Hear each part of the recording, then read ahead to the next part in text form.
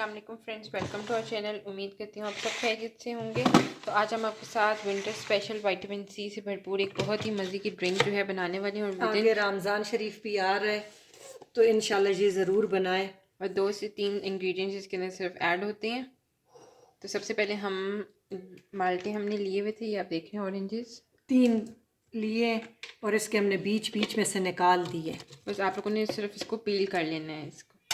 और अब आप इसके अंदर half tea spoon black salt add करेंगे। साथ ही हम इसके अंदर, अगर आप लोग डाइट कॉन्शियस है तो फिर आप शुगर अवॉइड भी कर सकते हैं, लेकिन 2 टेबलस्पून हम इस पर शुगर डालेंगे। ये बहुत टेस्टी ड्रिंक बनता है। अभी तो सर्दी है तो हम बर्फ़ नहीं डाल सकते, तो 1 कप हमने पानी ले लिया और इसको हम ये कर लेंगे, शेक कर लेंगे।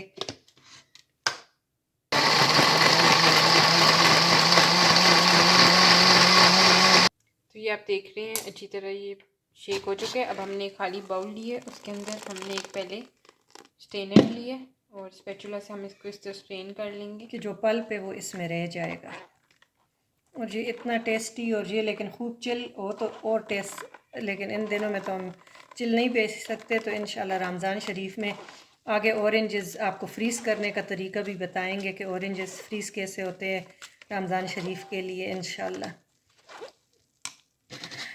हम इस तरह डाल के सारा स्ट्रेन करेंगे। बहुत ही झटपट से बनने वाली रेसिपी है।